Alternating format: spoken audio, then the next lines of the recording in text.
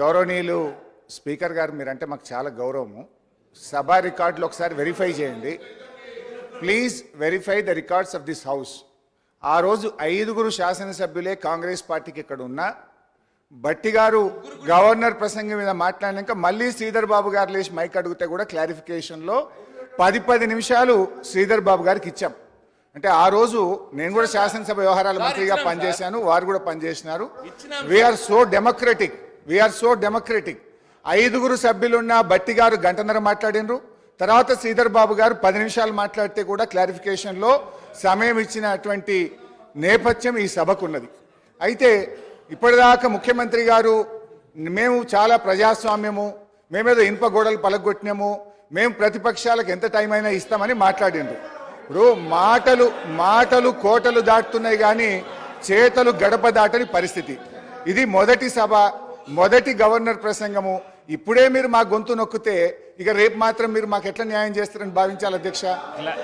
గౌరవనీయులు ముఖ్యమంత్రి గారు చాలా విషయాలను స్లీపింగ్ రిమార్క్స్ చేశారు. నేను మధ్యలో లేచి పాయింట్ ఆఫ్ ఆర్డర్ లేవనెత్తిన, క్లారిఫికేషన్ అడిగే ప్రయత్నం చేసిన. మీరేమన్నారు? ముఖ్యమంత్రి గారు సభానాయకుడు మాట్లాడిన తర్వాత మీకు క్లారిఫికేషన్ కు ఎంత సమయమైనా ఇస్తాము అన్నారు. నేను అప్పుడే పాయింట్ ఆఫ్ ఆర్డర్ లేవనెత్తితే కూడా మీరు కనీసం మా వైపు చూడకుండా వారు అయిపోయిన తర్వాత ఇస్తా అన్నారు. So he made lot of sleeping remarks. So I need to clarify, I need to set right the records. నేను వారిలాగా స్లీపింగ్ రిమార్క్స్ చేయదలుచుకోలేదు. మేము వారికి హుందాతనం లేకపోయినా, సభానాయకుడిగా వారు హుందాగా ఉండకపోయినా, ఒక సీనియర్ శాసనసభ్యుడిగా 7 సార్లు ఎమ్మెల్యేగా గెలిచి సభలో ఉన్న ఒక సభ్యుడిగా మేము బాధ్యతగానే మాట్లాడతాము. సభ యొక్క రికార్డును మేము సెటరైట్ చేసే ప్రయత్నం చేస్తే తప్ప వారిలాగా నేను రిమార్క్స్ చేయదలుచుకోలేదు. దయచేసి, ఎందుకంటే వారు గంటన్నర సేపట్లో మా పార్టీ మీద, మా పాలన మీద ఇష్టం వచ్చినట్టుగా మాట్లాడింది కనుక మినిమం 15 నిమిషాల సమయం ఇవ్వాలని మిమ్మల్ని కోరుతూ ఐఎమ్ స్టార్టింగ్. అధ్యక్ష, ఈరోజు నువ్వు ఎంత లేచినా నీకు మంత్రి పదవి రాదులే అన్న.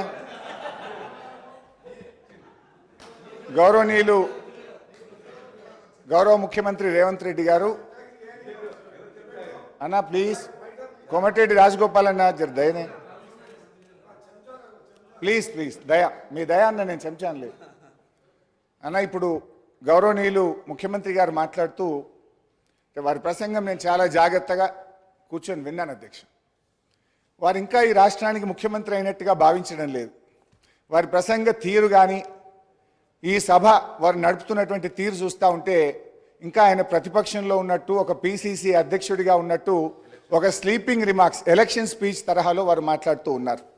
బాధ్యతాయుతంగా మాట్లాడతారేమో, వారు మారుతారేమోనని నేను భావించాను. కానీ వారి ప్రసంగం అంతా కూడా ఒక ప్రతిపక్షంలో ఆ రోజు ఎట్లయితే గోబల్స్ ప్రచారం చేస్తూ ఒక అబద్ధాన్ని 100 సార్లు చెప్తే నిజమైద్దన్న రీతిలో గతంలో వ్యవహరించారో, ఇవాళ సభానాయకుడు కూడా అదే తీరును వారు ప్రదర్శించడం ఇది దురదృష్టకరం.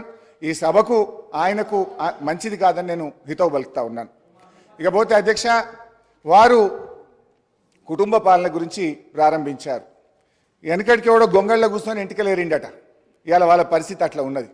అసలు మీ పార్టీ నెహ్రూ గారు, సోనియా గాంధీ గారు, రాజీవ్ గాంధీ గారు చనిపోతే ఒక ఎన్ఆర్ఐ ఇటలీ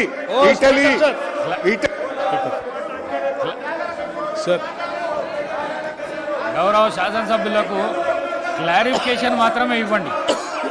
చర్చకు అవకాశం కలిగించకండి. చర్చకు అవకాశం కలిగించకండి. క్లారిఫికేషన్ ఇవ్వండి.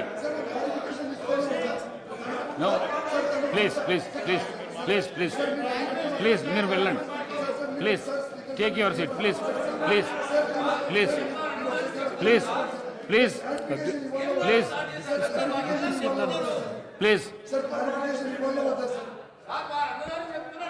అధ్యక్ష, క్లారిఫికేషన్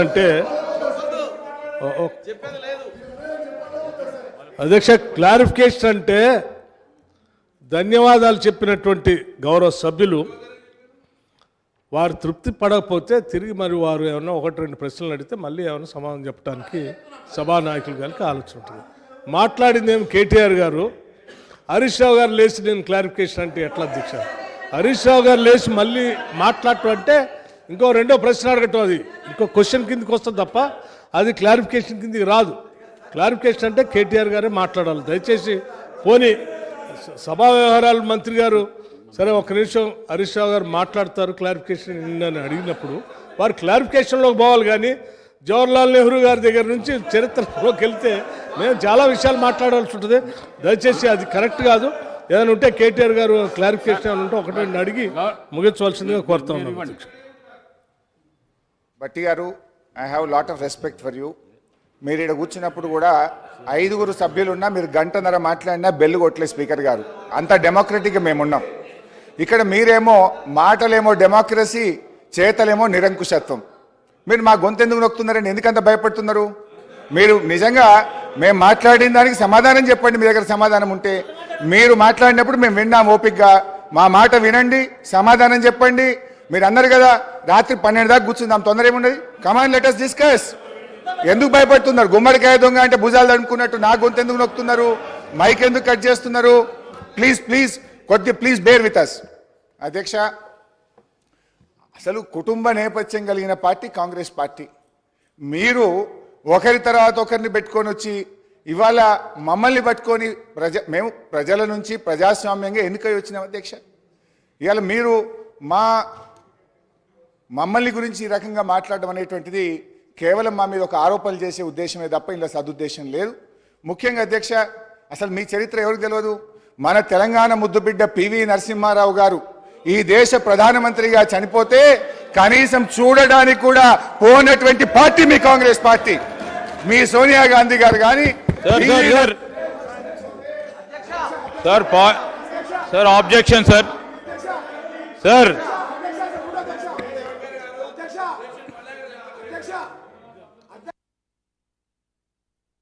చర్చకు దారి తీయకండి, క్లారిఫికేషన్ అడగండి. మీరు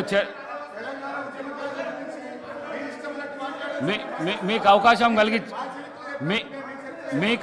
కలిగించిన క్లారిఫికేషన్ కోసం క్లారిఫికేషన్ అడగండి ప్లీజ్. మీరు క్లారిఫికేషన్ అడగండి ప్లీజ్. కూర్చోండి ప్లీజ్. స్పీకర్ సార్ మీరు ఆ చిట్టీలు విప్పు గారు చిట్టి తెస్తుండ్రు గొంతు కట్ చేయమని, ఇంకా మైక్ కట్ చేయమని. అర్థమైతలేదా?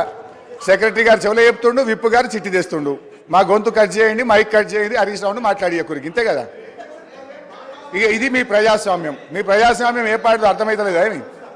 అధ్యక్ష, ఆ రోజు పివి నరసింహారావు గారు చనిపోతే కనీసం ఈ దేశ ప్రధానమంత్రిగా పనిచేసిన మన తెలుగు బిడ్డ గుంటెడు జాగ కూడా అయ్యేటువంటి చరిత్ర మీ కాంగ్రెస్. అధ్యక్ష, ఇది మరీ అన్యాయం. వారికి గౌరవ సభ్యులు, సీనియర్ సభ్యులని వారికి క్లారిఫికేషన్ కోసం మైక్ ఇస్తే 2 సార్లు 3 సార్లు 4 సార్లు విజ్ఞప్తి చేశాం.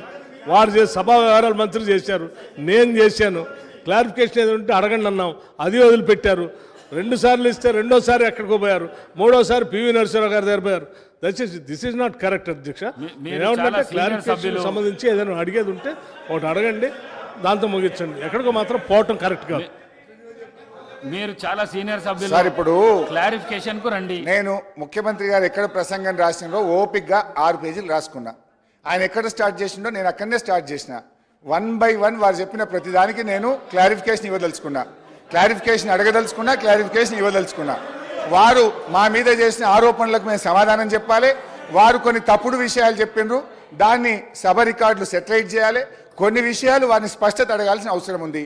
వారు స్టార్ట్ చేసింది మా మీద స్లీపింగ్ రిమార్క్స్తో స్టార్ట్ చేసింది కనుక నేను కూడా అక్కడి నుంచే స్టార్ట్ అయిన. అధ్యక్ష, దయచేసి ఒక 15 నిమిషాలు నా మైక్ కట్ చేయకండి.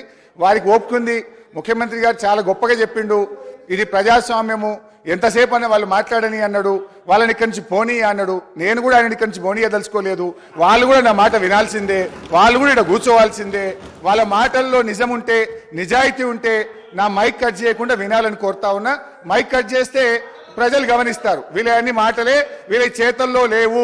నేతి బీరకాయలో నెయ్యి ఎంతుందో ఈ కాంగ్రెస్ పార్టీ పాలన మాటల్లో నిజమంతుందని ప్రజలు అనుకునే అవకాశం ఉంది.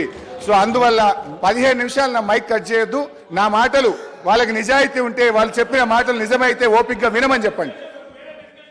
అధ్యక్ష, let me start. Don't interrupt me. మీరు ముఖ్యమంత్రి గారు మాట్లాడితే మేము విన్నాం, ఇవి రాసుకున్నా, నేను 8 పేజీలు రాసుకున్నా, ఓపికగా పెన్ను బట్టి రాసుకున్నా. మీరు రాసుకోండి, మళ్ళీ నాకు సమాధానం చెప్పండి. మీరు సమాధానం చెప్పండి నాకు.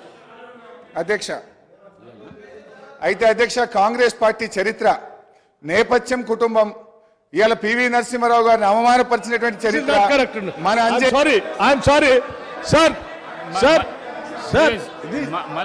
మీరు క్లారిఫికేషన్ పెట్టి పివి నరసింహారావు గారి దగ్గర పోతారు, లేకపోతే నెహ్రూ గారి దగ్గర పోతారు. ఎన్ని సంవత్సరాలు పోతారండి పివి గారి దగ్గరికి? ఎన్ని సంవత్సరాలు పోతారు నెహ్రూ గారి దగ్గరికి? చెప్పి 10 సంవత్సరాలు అయిపోయా. చాలండి, చాలు.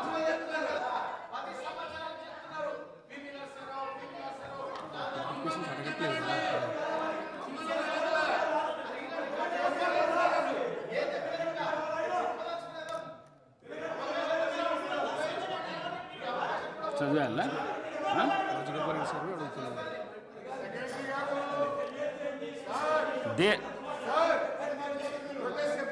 నేను మీ మీదున్న గౌరవంతో సీనియర్ శాసనసభ్యులు కాబట్టి క్లారిఫికేషన్ అడుగుతారని మీకు మైక్ ఇచ్చిన నేను.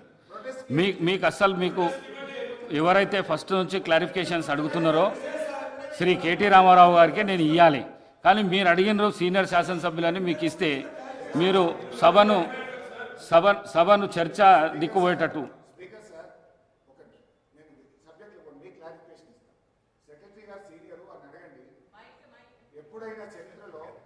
ప్రతిపక్షానికి గవర్నర్ ప్రసంగం మీద ఎప్పుడు 2 సభ్యులకు అవకాశం ఇచ్చింది ఈ సభ యొక్క సాంప్రదాయం ఉంది. ఫస్ట్ టైం మీరు ఈ సభలో ఒకరే మాట్లాడాలని చెప్పి కొత్త సాంప్రదాయం తెచ్చినారు. గతంలో ఎప్పుడైనా ప్రధాన ప్రతిపక్షం నుంచి 5 సభ్యులున్న కాంగ్రెస్ పార్టీకి కూడా 2 మాట్లాడే అవకాశం మేము ఇచ్చాం. ఇవాళ 39 మంది శాసనసభ్యులున్న మాకు ఈ సభలో మీరు అవకాశం ఇవ్వమంటే మేము ప్రొటెస్ట్ చెప్తాం. మరి మాట్లాడమంటే మాట్లాడతా అధ్యక్ష, మాట్లాడడానికి మీకు మైక్ ఇయ్యము, మీ గొంతు నొక్కుతాము అని కాంగ్రెస్ పార్టీ మొదటి రోజే నిర్ణయించుకుంటే మరి నాకు ప్రొటెస్ట్కి అవకాశం ఇవ్వండి. Let me protest and I will walk out from this house. మాట్లాడమంటారా, ప్రొటెస్ట్ చెప్పమంటారా? Protest is our right. Protest is our right. You cannot deny that. I want to clarify, sir. I want to clarify and enlighten this house. Sir, 20th January 2019, discussion on motion of thanks on Governor's address. ఒక్కరే sir, Koppula Eshwar గారు, అదేవిధంగా వేముల ప్రశాంత్ రెడ్డి గారు మాట్లాడారు. అదేవిధంగా 19 మళ్ళా మా party నుంచి వెంకటరమణారెడ్డి గారు మాట్లాడారు. ఇప్పుడు వారి పరంగా ఉన్నారు సార్. అదేవిధంగా రాజాసింగ్ గారు బీజేపీ నుంచి మాట్లాడారు, ఎంఐఎం నుంచి ఒకరు మాట్లాడారు. వాళ్ళ పార్టీ నుంచి ఆ రోజు ట్రెజరీ బెంచెస్ నుంచి 2 మాట్లాడితే ప్రతిపక్షాన్ని నుంచి అన్ని ప్రతిపక్ష పార్టీల నుంచి ఒక్కరే మాట్లాడారు sir. I just want to enlighten the house. Deviation కాదు. నేను గౌరవ మరి చాలా సీనియర్ శాసనసభ్యులు హరీష్ రావు గారిని కోరుతా ఉన్నాను. నేను ఈరోజు వారికి కూడా మనవి చేస్తూ ఉన్నాను. ఎందుకంటే ఇంతకుముందు మనవి చేశాను, లీడర్ ఆఫ్ ద హౌస్ కౌన్సిల్లో కూడా రిప్లై ఇచ్చేది ఉంది. అందుకోసమే వారిని కోరుతా ఉన్నాను. ఇంకా మీ అనేక అంశాలు కూడా, ఎందుకంటే హౌస్ సైనడే అయితలేదు. నెక్స్ట్ రేపో ఎల్లుండో ఆవులెల్లుండో స్పీకర్ గారు నిర్ణయం తీసుకున్న తర్వాత అర్జన్ అయిన తర్వాత మళ్ళీ తిరిగి మీకున్న డౌట్స్ కానీ మీకున్న చెప్పొచ్చు. మేము చెప్తాను, డిఫరెంట్ డిబేట్స్లో డిఫరెంట్ డిస్కషన్స్లో పాల్గొని అని చెప్పిన ముఖ్యమంత్రి గారికి సమాధానం చెప్పే విధంగా ఉంటుంది. There are no amendments to the motion of thanks to the address by Governor. The question is that the following motion moved by Dr. T. Ram Mohan Reddy and seconded by Sri Vivek Venkateswamy is before the House. That address be presented to the Governor as follows. That the members Telangana Legislative Assembly at first session are deeply grateful to the Governor for the address which she has been pleased to deliver to the members of 3rd Telangana Legislative Assembly on 15/12/2023. Those who are for the motion, please say aye. Those who are against, please say no. Ayes have it. Ayes have it. The motion carried. Now the House is urgent to the meet again at 11 a.m. on Wednesday, 20th December 2023.